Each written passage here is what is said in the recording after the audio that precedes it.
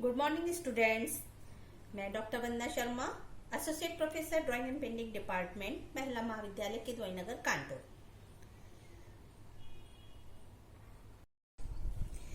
Students, आज जो topic लेकर के आई हूं उसका टाइटल है आर्ट एंड एप्रिशिएशन, अर्थात कला प्रशंसा। इसमें हम यह जानने का प्रयास करेंगे कि कलाकृति की प्रशंसा में किन तत्वों का योगदान रहता है। चाक्षुष कलाओं के संदर्भ में अगर हम बात करें तो किसी सुंदर कलाकृति को देखते ही हमारे मुख से उसकी प्रशंसा में बहुत सारे शब्द निकलते हैं, जैसे वाव, कितनी सुंदर पेंटिंग है। अगर कलर कॉम्बिनेशन अथवा शेप अच्छा है, हमें अट्रैक्टिव लगती है, तो हम तुरंत कहते हैं क्या कलर कॉम्बिनेशन है, अमुक आकृति की क्या शेप है, कलाकार ने इस पेंटिंग को कितना ब्यूटीफुली बनाया है। हालांकि कलाकार अत्यंत मेहनत से अपनी कलाकृतियां बनाता है, लेकिन सभी कलाकृतियां प्रशंसा पाएं ऐसा नहीं होता।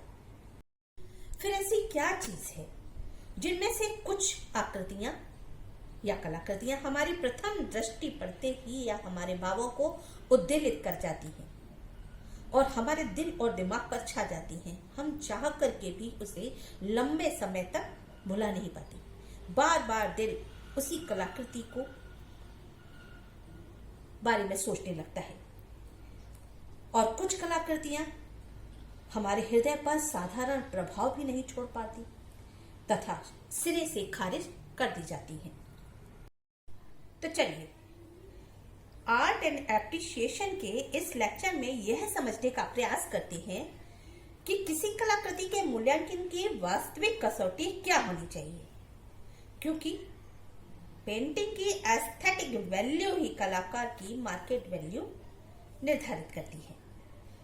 जब भी हम श्रेष्ठ कलाकृति के चयन के विषय में सोचते हैं तो कुछ प्रश्न अनायास ही हमारे समक्ष आ खड़े होते हैं, जैसे क्या वह पेंटिंग श्रेष्ठ होगी जिसमें दर्शकों को अपनी ओर आकर्षित करने की क्षमता हो, अथवा टेक्निक द्वारा मंत्रमुग्ध करने वाली पेंटिंग प्रशंसा के योग्य होती है, अथवा क्या समय का प्रमाण चित्र को उत्तम सिद्ध करता है, अथवा आर्ट मार्केट में लगने वाली हाई वैल्यू ही श्रेष्ठ कलाकृति का प्रमाण होती है।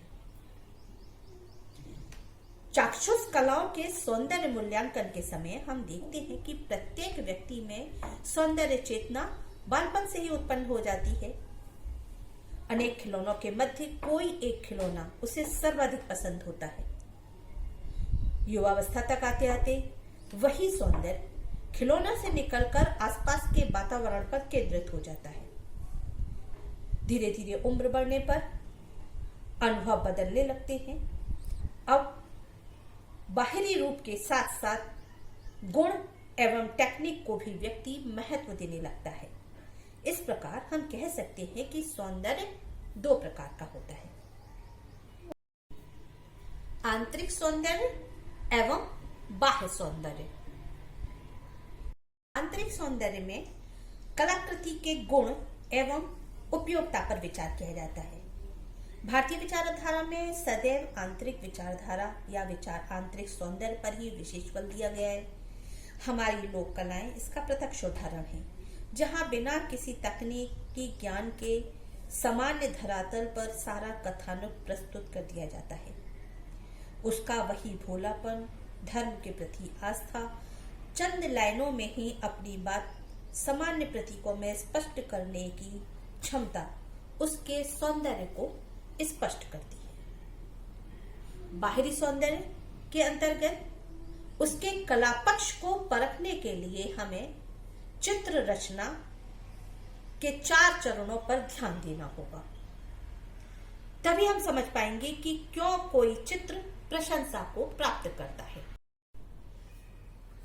Elements of art: line, shape, colour, value, texture. Texture, space और पर्सपेक्टिव। चित्रकला के ये 6 तत्व हैं। हम शून्य धरातल पर लाइन एवं कलर के थ्रू कोई फॉर्म क्रिएट करते हैं। अदर एलिमेंट्स पेंटिंग के अंदर सॉफ्टनेस, हार्डनेस, लाइटनेस, हैवीनेस जैसी फीलिंग्स डेवलप करती हैं।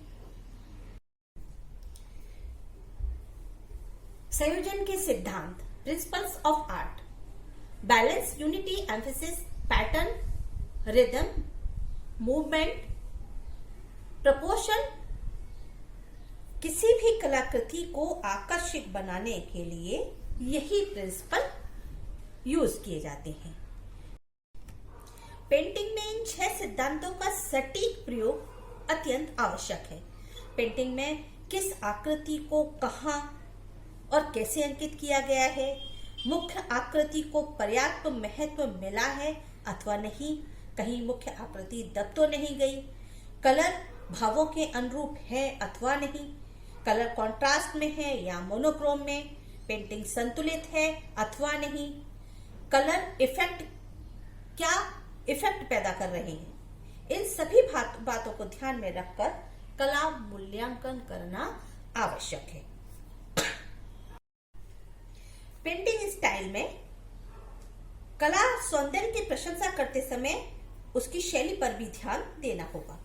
आर्टिस्ट को अपना स्टाइल क्रिएट करने में काफी लंबा टाइम लगता है। इस दौरान वह नित्य नूतन प्रयोग करता है। वहीं सभी प्रयोग उसके सबकॉन्शियस माइंड में एकत्र होते रहते हैं, जिनका प्रयोग अपनी इच्छा एवं अभ्यास के द्वारा वह समय अनुसार करता रहता है। पेंटिंग निर्माण के समय प्रयोग में आने वाली सामग्री का बौद्धिक ज्ञान भी उसकी तकनीक को प्रभावित करता है।